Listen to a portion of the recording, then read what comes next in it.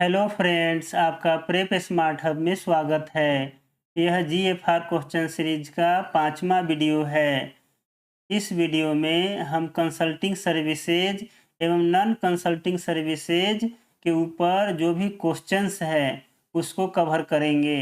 चलिए वीडियो की शुरुआत करते हैं और पहला क्वेश्चन लेते हैं। हमारा जो पहला क्वेश्चन है वह how to prepare a long list of potential consultant for consulting services above ₹50 lakh, यानी 50 लाख से ऊपर का अगर कंसल्टिंग सर्विसेज हायर करना है तो उस केस में जो पोटेंशियल कंसल्टेंट है उसका लिस्ट कैसे प्रिपेयर करेंगे। तो ऑप्शन देखते हैं। By publishing expression of interest on GeM as well as on GeM central public procurement portal website of ministry department. दूसरा स्टेटमेंट क्या है, फॉर्मल और informal inquiries to ministry departments similar organisation chamber of commerce industry और consultancy association. जो तीसरा statement है direct engagement of retired government servant. तो यहाँ आप देख रहे हैं कि 50 लाख से ऊपर का अगर पोटेंशियल कंसल्टेंट का लिस्ट अगर तैयार करना है 50 लाख से ऊपर के सर्विसेज के केस में, तो उसमें क्या है, ये जो है फॉर्मल इनफॉर्मल इंक्वायरी के थ्रू जो है तो हम करते ही हैं। उसके अलावा हम एक्सप्रेशन ऑफ इंटरेस्ट भी क्या करते हैं, जेम पोर्टल पे अपलोड करते हैं, सेंट्रल पब्लिक प्रोक्यूरमेंट पोर्टल पे अपलोड करते हैं और मिनिस्ट्री और डिपार्टमेंट की वेबसाइट पे अगर वो उसका अपना वेबसाइट है तो उस पर भी अपलोड करते हैं। तो इसमें जो 1 और 2 सही है और direct engagement of retired government servant ये नहीं है, क्योंकि जो direct engagement of retired government servant जो है ना कंसल्टेंसी सर्विसेज में आता ही नहीं है। तो हमारा जो आंसर हो जाएगा 1 और 2 होगा। तो हमारा आंसर क्या हो जाएगा, आंसर लेकिन पूछ रहा है नॉट करेक्ट, तो नॉट करेक्ट पूछ रहा है तो केवल क्या हो जाएगा 3 हो जाएगा। आंसर हमारा क्या हो जाएगा 3, यानी आंसर हो जाएगा हमारा डी। ठीक है, हमारा आंसर क्या हो जाएगा, नॉट करेक्ट पूछ रहा है तो डी हो जाएगा। आगे बढ़ते हैं और अगला क्वेश्चन लेते हैं। Inquiry for seeking expression of interest should include. जो हम एक्सप्रेशन ऑफ इंटरेस्ट जो है हम कंसल्टेंट से मांगेंगे तो उस एक्सप्रेशन ऑफ इंटरेस्ट जो पेपर होगा, जो डॉक्यूमेंट होगा, उसमें क्या क्या मेंशन रहेगा तो उसके बारे में इसमें देखते हैं। पहला स्टेटमेंट है the broad scope of work और सर्विसेज। दूसरा है inputs to be provided by the ministry और डिपार्टमेंट। तीसरा है eligibility and pre qualification criteria to be met by the consultant. और चौथा है consultant past experience in similar work और सर्विसेज। तो इसमें जो है एक्सप्रेशन ऑफ इंटरेस्ट जो डॉक्यूमेंट होगा उसमें ब्रॉड स्कोप ऑफ वर्क भी होगा, इनपुट्स जो भी मिनिस्ट्री डिपार्टमेंट प्रोवाइड करेगी वो भी होगा, क्या क्या इनपुट्स प्रोवाइड करेगी, और जो है कंसल्टेंट का जो प्री क्वालिफिकेशन क्राइटेरिया क्या होना चाहिए वो भी उसमें बताएगी, और कंसल्टेंट का पास्ट एक्सपीरियंस उसमें कितना होना चाहिए वो भी बताएगी। तो ये हमारा 1 2 3 4 चारों सही है statement. Which statement is correct पूछ रहा है, तो आंसर हमारा हो जाएगा डी। क्या हो जाएगा आंसर, आंसर डी हो जाएगा। ठीक है, आगे बढ़ते हैं, अगला क्वेश्चन लेते हैं। What may consultant be asked to provide in their response to the inquiry.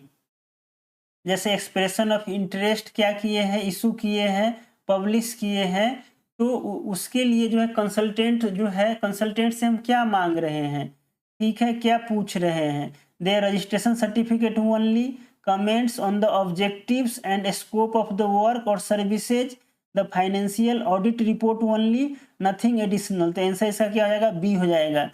जो कंसल्टेंट जो एलिजिबल होगा वो अपना कमेंट्स जो भी है जो भी objective and scope of work पे है वो प्रोवाइड करेगा कि वो उसमें इंटरेस्टेड है नहीं है। तो आंसर क्या हो जाएगा हमारा, हमारा आंसर हो जाएगा बी। ठीक है, अगला क्वेश्चन लेते हैं। अगला क्वेश्चन है what will include in terms of reference. जो टर्म्स ऑफ रेफरेंस होता है, जो बिड डॉक्यूमेंट होता है, बिड डॉक्यूमेंट में टर्म्स ऑफ रेफरेंस के बारे में भी मेंशन करना होता है बिड डॉक्यूमेंट में। तो टर्म्स ऑफ रेफरेंस में क्या होता है उसको देखते हैं। तो पहला स्टेटमेंट है प्रिसाइज स्टेटमेंट ऑफ ऑब्जेक्टिव, ये सही है। Outline of the task to be carried out, ये भी सही है। Schedule for completion of task, यानी कितने दिनों में काम को करवाना है, ये भी मेंशन रहता है। द सपोर्ट और inputs to be provided by the ministry और डिपार्टमेंट, ये भी रहता है। The final output that will be required of the consultant, ये भी रहता है। यानी जो टर्म्स ऑफ रेफरेंस डॉक्यूमेंट होगा, डॉक्यूमेंट नहीं है बेसिकली, टर्म्स ऑफ रेफरेंस के अंडर में क्या क्या चीज़ें डाली जाएगी, क्या क्या मेंशन रहेगा, तो ये सारा ऑब्जेक्टिव भी मेंशन रहेगा और जो काम करना है उसका आउटलाइन भी मेंशन रहेगा, कितने दिन में काम होना चाहिए वो भी मेंशन रहेगा, मिनिस्ट्री डिपार्टमेंट की तरफ से क्या सपोर्ट होगा वो भी मेंशन रहेगा, और फाइनल आउटपुट जो है कंसल्टेंट से क्या चाहिए वो भी मेंशन रहेगा। तो ये टर्म्स ऑफ रेफरेंस में सारे चीज मेंशन रहता है। यानी हमारा जो आंसर हो जाएगा वो क्या हो जाएगा, आंसर हमारा हो जाएगा डी। अगला क्वेश्चन लेते हैं, who is responsible for analysing and evaluating technical bids in consultancy services procurement. बोल रहा है कि जो टेक्निकल बिड है उसको कौन इवेलुएट करता है कंसल्टेंसी सर्विसेज में, कौन इवेलुएट करता है। Who is responsible for analysing and evaluating technical bids, तो फाइनेंशियल इवेल्युएशन कमिटी होगा, या टेंडर अप्रूव्ड बोर्ड होगा, या कंसल्टेंसी इवेल्युएशन कमिटी होगा, या एडमिनिस्ट्रेटिव अप्रूवल अथॉरिटी होगा। तो हमारा आंसर होगा सी, कंसल्टेंसी इवेल्युएशन कमिटी होगा। ठीक है, ये सारे क्वेश्चन जो है एग्जाम के दृष्टिकोण से काफ़ी महत्वपूर्ण है और ये जो है एग्जाम में आने वाले क्वेश्चन से सारे। ठीक है, आगे बढ़ते हैं, अगला क्वेश्चन लेते हैं। हमारा अगला क्वेश्चन है, इन QCBS which proposals are considered for financial evaluation।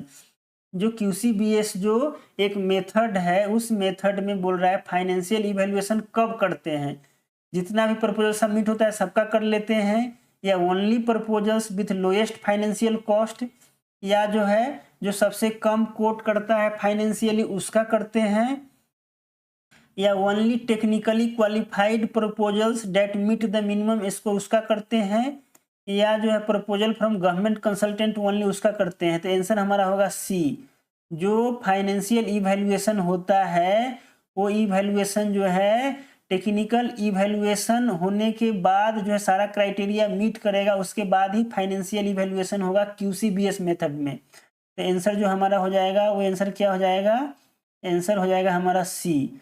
ठीक है, हमारा अगर वीडियो आप GFR के ऊपर नहीं देखे हैं तो आप GFR के ऊपर हमने 30 से ज़्यादा वीडियो बनाए हैं, वो सारे वीडियो को जाकर आप जरूर देखें, एग्जाम के दृष्टिकोण से काफ़ी महत्वपूर्ण है और इन क्वेश्चंस को आप आसानी से सॉल्व कर सकते हैं अगर उन वीडियो को आप एक बार जाके देखेंगे तो। आगे बढ़ते हैं, अगला क्वेश्चन लेते हैं, what does QCBS stand for, यानी QCBS का फुल फॉर्म क्या होता है। क्या quality control and budgeting system होता है, तो नहीं। Quality and cost based selection होता है, तो हाँ। ठीक है, क्यू कंसल्टेंसी बिडिंग सिस्टम होगा, तो नहीं। क्वालिफाइड कंसल्टेंट बेंचमार्क स्कीम होगा, तो नहीं। यानी होगा quality and cost based selection होता है। तो आंसर हमारा क्या हो जाएगा, आंसर हमारा हो जाएगा बी। अगला क्वेश्चन लेते हैं, what is the maximum weightage that can be assigned to technical parameters in QCBS। जो QCBS मेथड होता है उसमें बोल रहा है मैक्सिमम वेटेज टेक्निकल पैरामीटर्स का कितना होगा, क्या 50% होगा, 50% होगा, या 70% होगा, या 80% होगा, या 100% होगा। तो 80% होगा आंसर, मैक्सिमम होता है 80%, यानी हमारा आंसर सी हो जाएगा। 80% से ज़्यादा टेक्निकल पैरामीटर को हम नहीं रखेंगे।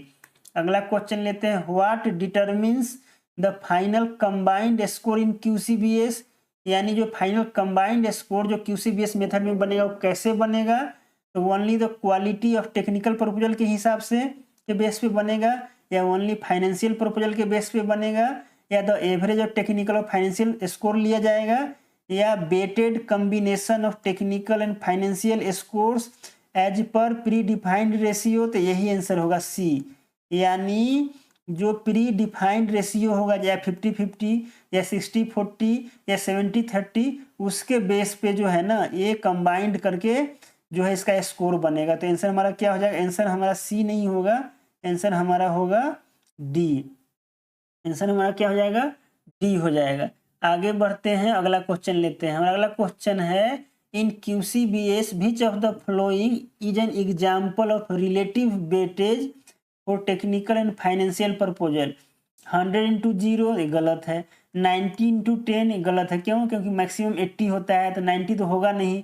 70/30 तो यही होगा। 40/60 तो होगा नहीं। क्यों? क्योंकि 40 जो है टेक्निकल का हो जाएगा, 60 अगर जो है फाइनेंशियल का हो जाएगा, तो फिर क्वालिटी कॉस्ट बेस्ट सिलेक्शन तो हुआ नहीं फिर।